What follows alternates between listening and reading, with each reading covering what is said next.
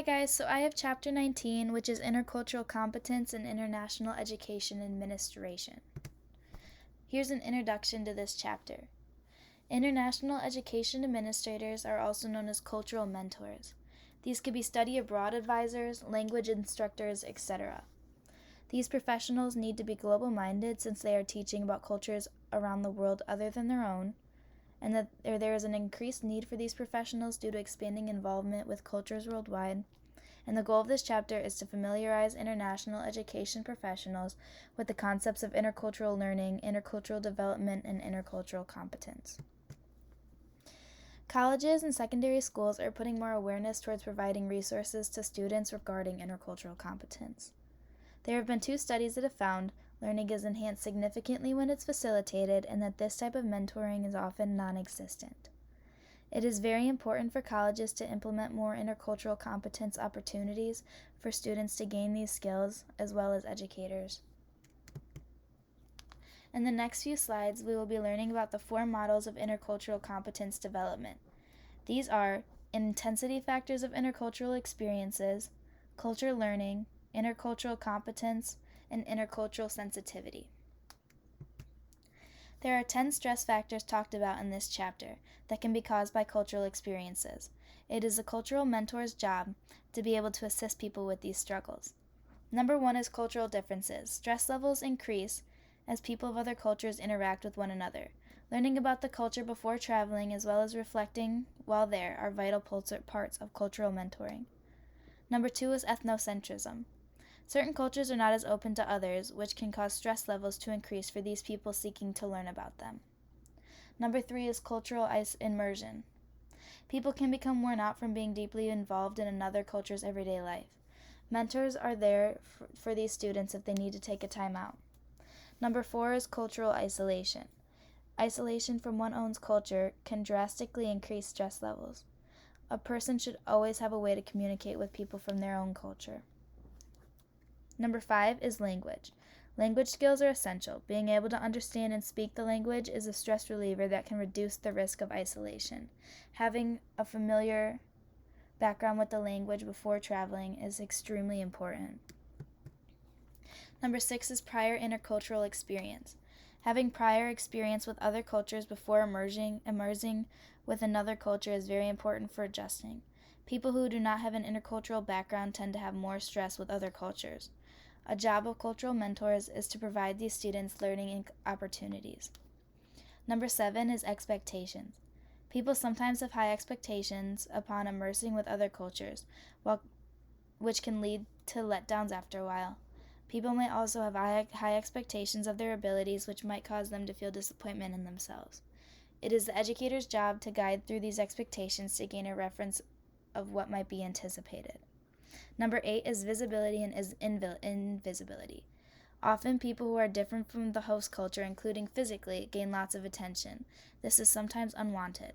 People also struggle with having a major part of their identity from their host culture seem invisible because it is not part of the host culture. It is a mentor's job to discuss these things with students in advance. Number 9 is status. Students might feel disrespected or overly respected due to different status markers in the host society. This is another thing that needs to be discussed ahead of time as well as during the program. Number 10 is power and control. Research has found that when people are outside of their own culture, they tend to feel loss of power and control over things they would normally have at home. Education professionals should give the learners advice about how to get simple things done in the culture so that they do not feel helpless. This slide talks about pages 5 dimensions of intercultural learning. Number 1 is learning about the self as a cultural being. Learning how a culture has a role in our self-identity makes for a better understanding of other cultural differences. Cultural mentoring includes engaging students in dialogue about their own cultures. Number 2 is learning about the elements of culture. Having an understanding of what culture is makes learning about different cultures much easier. Number 3 is cultural specific learning. It is important to learn about the elements of the specific host culture before visiting, in order to have prior knowledge about the host culture. Number 4 is cultural general learning. There are specific experiences shared with everyone going to a new host culture. Learning those prior to going will make the transition smoother and less stressful for students. Number 5 is learning about learning. The more a person learns about another culture, as well as how to learn about other cultures, the more interculturally competent they become.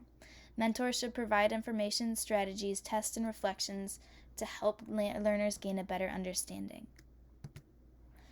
In this slide, we're going to be talking about Deardorff's process model of intercultural competence. The first main element addressed in this model is knowledge and comprehension. Deardorff states that knowledge and comprehension consist of cultural self-awareness, deep cultural knowledge, and sociolinguistic awareness. The second element are skills required for interculturally competent people, which are to listen, observe, evaluate, analyze, interpret, and relate. The third element is the attitudes needed, which are respect, openness, curiosity, and discovery. These 3 elements lead to effective communication and correct behaviors with other cultures. Education professionals are there to help develop these skills by providing the necessary means, which might be reflection, assessments, and more. Slide 9 is M.J. Bennett's developmental model of intercultural sensitivity. He defines this as the way people construe cultural difference and the varying kinds of experience that accompany these constructions. Stage 1 is denial.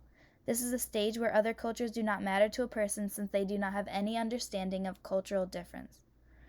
They only know of their own cultures, behaviors, and beliefs. Stage 2 is defense and reversal. There is recognition of other cultures in the defense stage, but as a person in this stage, their culture seems to be superior to all cultures. During the reversal stage, a person thinks an outside culture is superior to their personal culture. Stage 3 is minimization.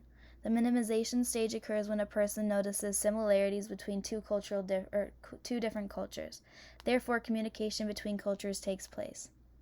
Stage 4 is acceptance.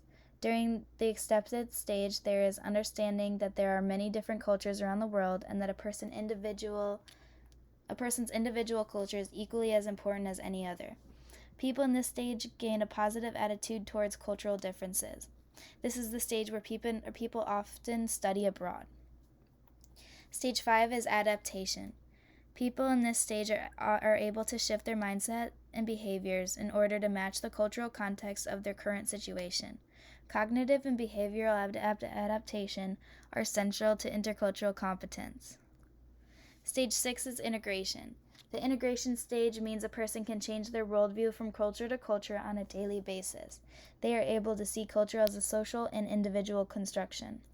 Many people in this stage work in an intercultural profession. This slide talks about intercultural concepts and theories. It is important for international education professionals to have a common set of knowledge.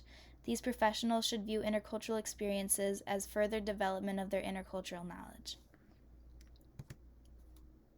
In this slide, we'll talk about intercultural training of the international education professionals. Training interventions are the typical training international education professionals receive. During these conventions, cultural self-awareness is emphasized and taught to these professionals in order to be transparent to their students when teaching intercultural competence.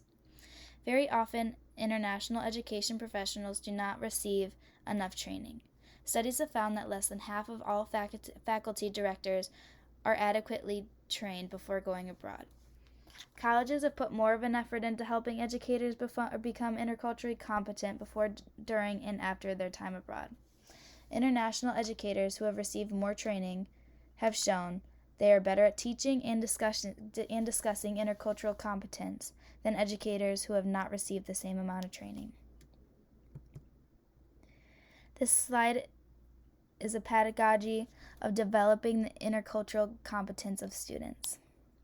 International educators should hold orientation sessions for students before they have their time abroad, in order to gain the general information about their host culture.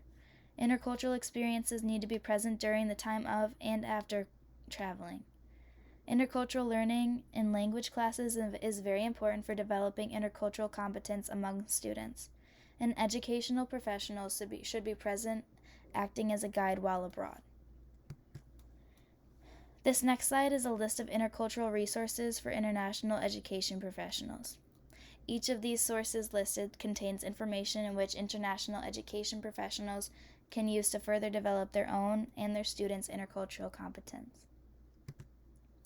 The last slide is some recommendations for international education professionals. Educators need more knowledge gaining opportunities. Cultural learning needs to be taught during all stages of the program, including after, to further intercultural competence development. Educators should know the stages of intercultural development in order to correctly address their students. Reflections are important during cultural experiences to gain or take away from the experience, and to also gain a better understanding of the host culture. Assessments are important after gaining experience, and international educators do not need to know everything, but they need to know the core concepts of international development of intercultural competence. And these are my references.